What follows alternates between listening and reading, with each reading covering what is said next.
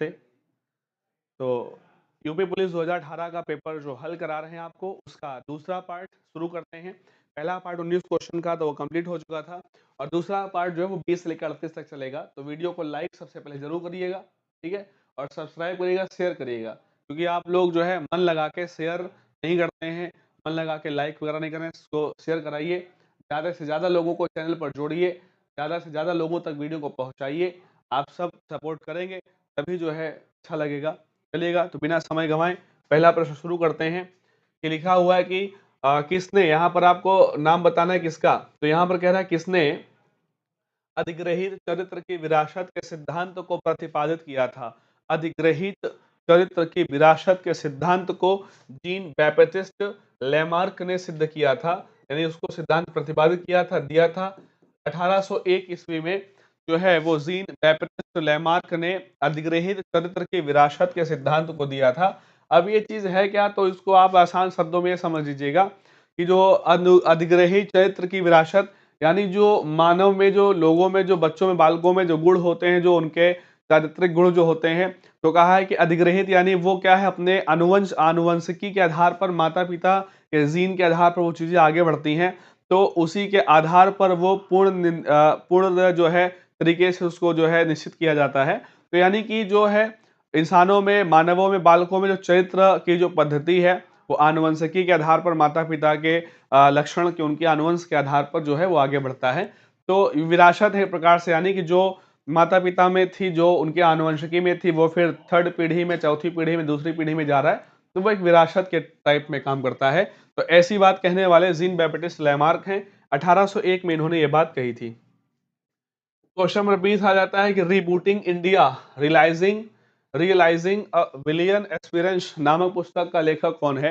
तो इसका लेखक कौन है, ऑप्शन नंबर बी यहाँ पर हो जाएगा नंदन नीलकेणी, ठीक है। क्वेश्चन नंबर 22 यहाँ पर देखेंगे तो पूर्ण रूप से जीएसटी की सिफारिश किसके द्वारा की गई थी। पूर्ण रूप से जीएसटी की सिफारिश किसके द्वारा की गई थी।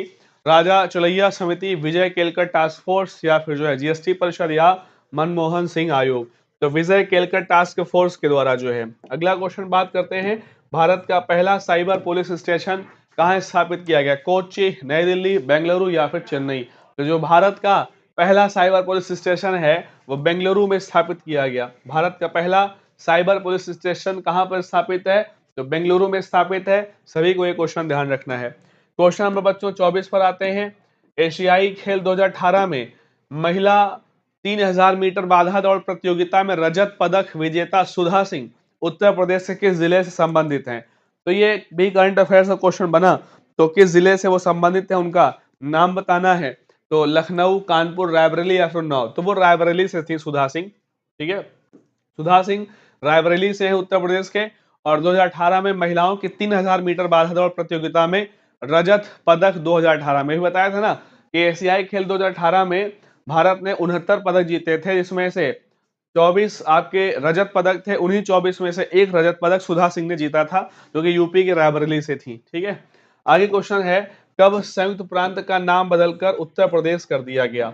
संयुक्त प्रांत यानी कि यूनाइटेड प्रोविंस, इंग्लिश में पहले भी शॉर्ट में यूपी ही पढ़ेंगे।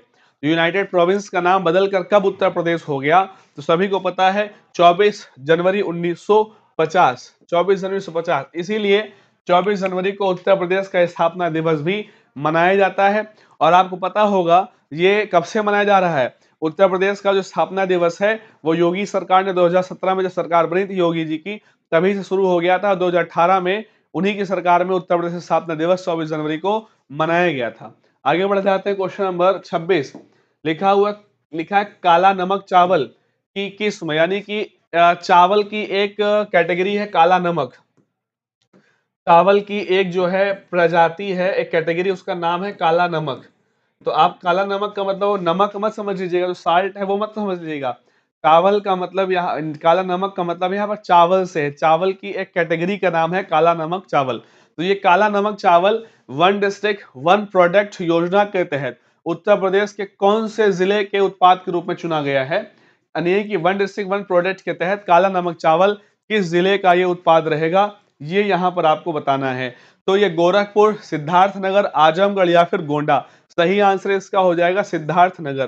सिद्धार्थनगर जिले का जो है उत्पाद माना गया काला नमक चावल। गोरखपुर की बात की जाए अगर, यहाँ पर अगर बात बच्चों गोरखपुर की करते हैं तो गोरखपुर में जो वन डिस्ट्रिक्ट वन उत्पाद में प्रोडक्ट है वो कौन सा, टेराकोटा। ठीक है, क्या टेराकोटा, टेक्सटाइल संबंधित है टेराकोटा। और आजमगढ़ में जो है जौनपुर की कलाकृतियां, अखबार पर जो उभारी जाती कलाकृतियां, जौनपुर की कलाकृतियां, जौनपुर की कलाकृतियां, ये आजमगढ़ के वन डिस्ट्रिक्ट वन प्रोडक्ट योजना के तहत आएगा। और बात अगर गोंडा की कर लेते हैं तो प्रसंस्करण यानी कि दाल में आ जाता है, ये प्रसंस्करण यानी कि दाल। ठीक है, तो आप सभी जानते हैं वन डिस्ट्रिक्ट वन प्रोडक्ट योजना के तहत सभी डिस्ट्रिक्ट्स का कोई ना कोई उत्पाद रखा गया और उसको पहचान दिलाने की बात सरकार ने करी है। अगर आपसे उन्नाव की बात कर दी जाए, सभी उन्नाव से हैं, लगभग कुछ लोग उन्नाव से बाहर से होंगे, सभी को अपने डिस्ट्रिक्ट का पता होना चाहिए। तो उन्नाव में जो वन डिस्ट्रिक्ट वन प्रोडक्ट्स के तहत एक उत्पाद जो मार्क किया गया वो जरी और जरदोजी, यानी जो जरी का काम होता है साड़ियों वगैरह में या फिर जो है और किसी वस्त्र में सजावट के कामों में, सजावट वाले वस्त्रों में जरी और जरदोजी का काम किया जाता है, उसको उन्नाव जिले का एक उत्पाद जो है के रूप में उसको जो है मार्क किया गया, उसको जो क्या सिलेक्ट किया गया है। आगे बढ़ जाते हैं क्वेश्चन नंबर बच्चों 27 पर। तो लिखा है सूफी सूफी कवि अमीर खुसरो का जन्म उत्तर प्रदेश के किस जिले में हुआ था। ठीक है, तो उत्तर प्रदेश किस जिले में, एटा जिले में। ठीक है, एटा जिले का गांव है पटियाली, एटा जिले का गांव था पटियाली, और इसी पटियाली गांव में अमीर खुसरो का जन्म हुआ था। और जो पटियाली है वर्तमान समय में ये कासगंज का क्षेत्र है। वर्तमान समय में ये पटियाली गांव जो है वो कासगंज में आएगा, और अमीर खुसरो का जन्म इसी पटियाली में हुआ था जो कि एटा डिस्ट्रिक्ट में था उस समय, माना जाएगा उसको। और अगर बात करें अमीर खुसरो के बारे में तो अमीर खुसरो को खड़ी बोली का जनक भी कहते हैं। अमीर खुसरो को क्या कहते हैं, खड़ी बोली का जनक कहते हैं। और मध्यकाल भारत के इतिहास में एक प्रसिद्ध कवि रहा है अमीर खुसरो। ठीक है, अमीर खुसरो जो है खड़ी बोली के जनक के रूप में जाने जाते हैं। और अगर बात की जाए यहाँ पर अमीर खुसरो जो है किसके दरबार में दरबारी कवि हुआ करते थे, तो अमीर खुसरो का जो दरबारी कवि के रूप में करियर है वो शुरू होता है बलबन के दरबार में। और कहा जाता है कि बलबन के बेटों को हिंदी की शिक्षा देने के लिए अमीर खुसरो ने एक हिंदी शब्दकोश रचना भी की थी। ठीक है, जो है क्या उसका नाम था, तो खलिक बारी। ठीक है, खलिक बारी नाम का एक हिंदी शब्दकोश भी अमीर खुसरो ने जो है वो लिखा। ठीक है, कौन सा शब्दकोश है, खलिक बारी। ठीक है, तो खलिक बारी, सॉरी। ठीक है, खलिक बारी या फिर खालिक बारी ऐसा करके बोलते हैं। खलिक बारी नामक हिंदी शब्दकोश बलबन के बेटों को हिंदी की शिक्षा देने के लिए अमीर खुसरो ने इसको रचा था, लिखा था। अमीर खुसरो जो है वो जलालुद्दीन खिलजी के दरबार में भी रहे, अलाउद्दीन खिलजी के दरबार में भी रहे। अलाउद्दीन खिलजी और जलालुद्दीन खिलजी के समय का इतिहास भी अमीर खुसरो ने लिखा, जो कि कहा जाता है कि विवादित है, क्योंकि अलाउद्दीन खिलजी के कहने पर वो चैप्टर्स वहां पर ऐड किया करते थे, जो अलाउद्दीन खिलजी को पसंद होता था वही लिख देते थे। अमीर खुसरो को तोता ए हिंद भी कहा जाता है। और अमीर खुसरो को ही कहते हैं कि अमीर खुसरो ने तबला का और सितार का इनका आविष्कार भी किया। कहते हैं कि अमीर खुसरो ने तबला और सितार का आविष्कार भी किया। अब अगर बात करें, अगर अमीर, ये भी फैक्ट जो अपने आप में विवादित है, कुछ कुछ आपको लगना चाहिए, क्यों, देखिएगा अमीर खुसरो कब है, अमीर खुसरो जो है अलाउद्दीन खिलजी का समय क्या है, वो अपना 11वीं 12वीं शताब्दी। तो 11वीं 12वीं शताब्दी में यानी कि तबला सितार आया भारत में, इसके पहले तबला सितार नहीं था। हमारे यहाँ कई सारे जो है ग्रंथ, कई सारे ऐसे टेक्स्ट मिलते हैं, कई सारे ऐसे शिलालेख हैं, कई सारे ऐसे भवन हैं, इमारतें हैं, जहां पर आप देखोगे कोई वाद्य यंत्र लिए ऋषियों मुनियों की आपको चित्र मिलेंगे, उनकी मूर्तियां मिलेंगी। तो ये अपने आप में कहना कहाँ तक तार्किक है कि अमीर खुसरो ने तबला और सितार का आविष्कार किया 11वीं 12वीं शताब्दी में। तबले और सितार वगैरह के आविष्कार जो 5वीं शताब्दी में, 6वीं शताब्दी में भारत में हो चुके थे। ठीक है, तो ये सारी चीजें हैं, तो चलेगा, खैर कोई बात नहीं, हमने पहले ही कह दिया था विवादित चीजें रह जाती हैं। इसके बाद क्वेश्चन नंबर जो है 28 लेते हैं। बहू बेगम मकबरा उत्तर प्रदेश के किस जिले में स्थित है। बहू बेगम मकबरा, बहू बेगम मकबरा जो फैजाबाद और वर्तमान अयोध्या, फैजाबाद और वर्तमान अयोध्या, ठीक है, वर्तमान अयोध्या जिले में जो है बहू बेगम का मकबरा उत्तर प्रदेश में स्थित है। बहू बेगम का जो वास्तविक नाम अगर आपसे पूछा जाए तो बहू बेगम है कौन, तो बहू बेगम उन्मतू जोहरा बेगम, बहू बेगम का पूरा नाम क्या है रियल में? उन्मतू जोहरा बेगम। अब ये है कौन? उन्मतू जोहरा बेगम कौन थी? तो ध्यान रखना है बच्चों आपको, ये जो जोहरा बेगम है ये कौन है? ये सुजाउद्दौला की पत्नी है। किसकी पत्नी है? सुजाउद्दौला। अब आपसे पूछा जाएगा ये सुजाउद्दौला कौन है? तो बच्चों सुजाउद्दौला है ना, ये अवध का तीसरा नवाब था। अवध का नवाब हुआ करता था सुजाउद्दौला, और सुजाउद्दौला की ही पत्नी का नाम है उन्मतू जोहरा बेगम, जिनको बहू बेगम भी कहा जाता था। सुजाउद्दौला के बाद प्रशासन भी संभाला इन्होंने, और इनका मकबरा उत्तर प्रदेश के फैजाबाद में स्थित है। कहा जाता है कि सुजाउद्दौला चाहता था कि जो मकबरा है उसकी पत्नी का मकबरा जो ताजमहल से मिलता जुलता बने, तो इसलिए जो है लगभग ताजमहल से मिलता जुलता उसको बनाया गया है। इसीलिए बहू बेगम के मकबरे को, बहू बेगम के मकबरे को क्या कहा जाता है? बहू बेगम के मकबरे को भैया कहा जाता है पूर्वांचल का ताजमहल। यानी अगर आपसे पूछ दिया जाए पूर्वांचल का ताजमहल किसे कहते हैं, अगर आपसे पूछ दिया जाए पूर्वांचल का ताजमहल किसे कहा जाता है, तो पूर्वांचल का ताजमहल कहा जाता है बहू बेगम के मकबरे को, जिसका निर्माण कार्य 1816 में पूरा हुआ था। बहू बेगम सुजाउद्दौला की पत्नी थी। सुजाउद्दौला अवध के नवाब हुआ करते थे। आगे बढ़ जाते हैं, ठीक है, और अगले क्वेश्चन पर चलेंगे। देखिएगा अगला क्वेश्चन कौन सा आएगा। क्वेश्चन नंबर 29 लिखा हुआ है, किस प्रसिद्ध भारतीय शास्त्रीय गायिका को उनके शिष्यों द्वारा प्यार से अप्पा जी कह के बुलाया जाता था? यानी कि ये कौन सी उत्तर प्रदेश में प्रसिद्ध शास्त्रीय गायिका थी? क्लासिकल सिंगर, ठीक है, शास्त्रीय गायिका मतलब क्लासिकल सिंगर। तो कौन वो क्लासिकल सिंगर हैं जिनको उनके शिष्य अप्पा जी कहकर बुलाते थे? तो उनका नाम है गिरिजा देवी। क्या नाम है उनका? गिरिजा देवी। गिरिजा देवी को उनके शिष्य अप्पा जी कहकर बुलाया करते थे। गिरिजा देवी शास्त्रीय संगीत से जुड़ी हुई हैं, और गिरिजा देवी कहाँ से? तो कहते हैं बनारस घराने से संबंधित थी। गिरिजा देवी शास्त्रीय संगीत में बनारस घराने से संबंधित हैं, इनको अप्पा जी कहा जाता था। इसके बाद क्वेश्चन लेते हैं 30, और 30 नंबर क्वेश्चन लिखा है, योगी आदित्यनाथ उत्तर प्रदेश के जो वर्तमान मुख्यमंत्री हैं, ये किस संप्रदाय से संबंधित हैं? तो सभी जानते हैं योगी आदित्यनाथ नाथ संप्रदाय से संबंधित हैं। 2017 में सीएम बने उत्तर प्रदेश के, नाथ संप्रदाय से संबंधित है योगी आदित्यनाथ जी।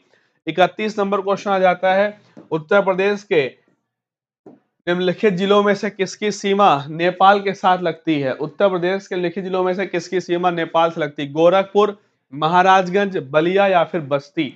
इनमें से सही आंसर हो जाएगा महाराजगंज। कौन सा? महाराजगंज। अगर आज पूछा जाए उत्तर प्रदेश के कौन कौन से जिले हैं जिनकी सीमा नेपाल से लगती है, तो महाराजगंज के अलावा सिद्धार्थनगर, बलरामपुर, श्रावस्ती, बहराइच, लखीमपुर और पीलीभीत। ठीक है, नाम ध्यान रखना, सिद्धार्थनगर, बलरामपुर, श्रावस्ती, महाराजगंज के अलावा और कौन कौन से? देखिएगा, सिद्धार्थ नगर, ठीक है, और कौन सा बताया? बलरामपुर, श्रावस्ती, लखीमपुर, ठीक है, श्रावस्ती, लखीमपुर, और कौन सा था? पीलीभीत, और कौन सा? बहराइच। लिख दीजिएगा, पीलीभीत, और कौन सा एक बताया? बहराइच।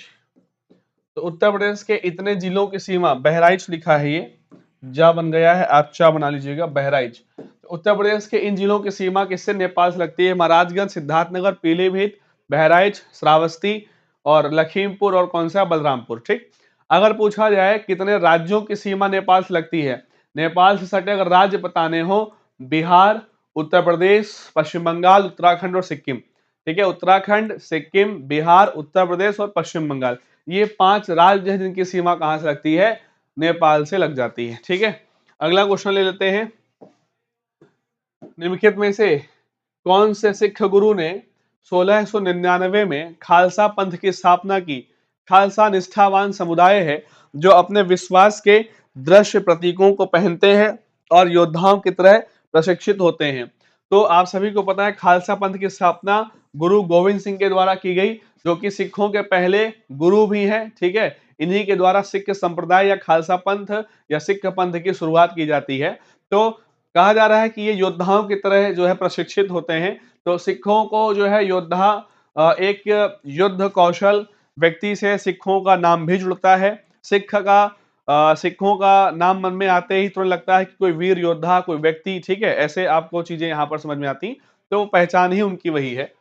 आगे बढ़ते हैं और क्वेश्चन नंबर 33 लिखा हुआ है, और ये क्वेश्चन नंबर 33 जो करंट अफेयर्स से बना उस समय लिखा है कि वित्तीय वर्ष 2017-18 के दौरान भारतीय रिजर्व बैंक द्वारा लगभग 9 वर्षों में सोने की पहली खरीद में खरीदे गए सोने की मात्रा कितनी है, अगर ये पूछा जाए तो। ये करंट अफेयर्स का क्वेश्चन बना था और इसका आंसर उस समय 8.46 मीट्रिक टन, यानी कि डी आंसर उसका सही था जब ये पूछा गया पेपर 2018 में। अगला क्वेश्चन ले लेते हैं बच्चों, क्वेश्चन नंबर 34 है, किस सिख गुरु ने सिख समारोह या सिख विवाह समारोह की शुरुआत आनंद कारज के नाम से की।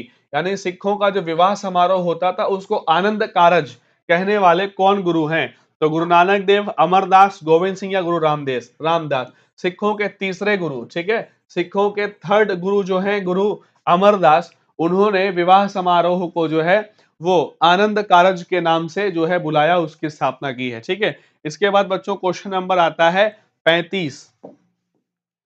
क्वेश्चन नंबर 35 आता है और लिखा है 35 में, सांख्यिकी और कार्यक्रम कार्यान्वयन मंत्रालय द्वारा 2016-17 के लिए दिए गए बागवानी आंकड़ों के अनुसार सबसे बड़ा फल उत्पादक भारतीय राज्य कौन है? सबसे बड़ा फल उत्पादक भारतीय राज्य 2017-16-17 के आंकड़ों के हिसाब से आंध्र प्रदेश था। कौन सा? आंध्र प्रदेश था। करंट अफेयर्स में इसके क्वेश्चंस देखे तो रहिएगा, रिपोर्ट कौन सी अभी रिपोर्ट कब आई है लेटेस्ट, और उसमें कौन से राज्य दिए गए हैं वो आप देखिएगा, क्योंकि ये क्वेश्चन बना है 2016 के करंट अफेयर से। 17 करंट अफेयर्स, वित्तीय वर्ष 2017-18 के दौरान व्यापार घाटे की लगभग राशि क्या थी? व्यापार घाटे की जो लगभग राशि है वो कितनी थी? देखिएगा सारे ऑप्शन यहाँ पर, तो ऑप्शन डी यहाँ पर सही हो जाएगा, 156.80 बिलियन। सारे करंट के क्वेश्चन बन रहे हैं, आप देख सकते हो। अगला क्वेश्चन नंबर 37 यहाँ पर लिखा है कौन सा कथन सही है? 1975 में जब आपातकाल लगा तो उस समय प्रधानमंत्री गुलजारी लाल नंदा थे, गलत बात। 1975 में आपातकाल के समय इंदिरा गांधी भारत की प्रधानमंत्री थी, ये बिल्कुल सही बात है, तो यही आपका आंसर हो गया। फिर लिखा है कि चौधरी चरण सिंह प्रधानमंत्री थे, वो भी गलत हो जाएगा। मोरारजी देसाई प्रधानमंत्री थे, तो वो भी गलत। ये सही कब होगा? 1975 में आपातकाल के बाद जस्ट 1970 में जब चुनाव हुए थे, तब मोरारजी देसाई भारत के प्रधानमंत्री बने थे। पहले गैर कांग्रेसी प्रधानमंत्री बने थे मोरारजी देसाई। आपातकाल जैसे ही हटा, इलेक्शन हुए और उसमें इंदिरा गांधी के बाद जो प्रधानमंत्री बनने वाले व्यक्ति थे वो मोरारजी देसाई थे। तो यहां पर आंसर आपका बी हो जाएगा। क्वेश्चन नंबर 38 38 कह रहा है, देखिएगा क्या कह रहा है कि कौन सा सही कथन है? अनुच्छेद 19 ई संघ बनाने का अधिकार देता है, अनुच्छेद 19 बी किसी पेशे का अभ्यास, दोनों भी है। 19 ए भाषण और अभिव्यक्ति की स्वतंत्रता, ये यहाँ पर सही है, ठीक है, देखिएगा सी ऑप्शन यहाँ पर सही। अब लेकिन एक चीज ध्यान देना बच्चों, यहाँ पर टाइपिंग में जो है कुछ मिस्टेक है, और मिस्टेक इसलिए है क्योंकि देखिएगा आर्टिकल्स यहाँ पर जो है ना कैपिटल लेटर में लिख दिए गए, और आप सभी को पता है जब किसी जब किसी आर्टिकल के साथ कैपिटल लेटर लिखा हो तो उसका मतलब होता है कि वो नया आर्टिकल अमेंड करके जोड़ा गया है। लेकिन ये अमेंड करके आर्टिकल नहीं जोड़े गए हैं, ये सब क्या है? 19 के पार्ट हैं, इनको जो है स्मॉल लेटर में लिखना चाहिए। तो ये जो ऑप्शन सी 19 ए है, ये इसका आंसर तो सही है, ठीक है। 19 सी 19 में क्वेश्चन नंबर 38 में आंसर तो 19 वाले में सी सही है। 19 ए में भाषण और अभिव्यक्ति की स्वतंत्रता है, लेकिन इसको लिखेंगे कैसे? स्मॉल लेटर में, ठीक है। आज की इस यूपी पुलिस का रहे आपको, ये 2018 पेपर के जीएस के 38 क्वेश्चन समाप्त होते हैं। हिंदी का हम लोग स्टार्ट करेंगे, कोई बात नहीं, ठीक है, चलेगा। मिलते हैं हिंदी के वीडियो में।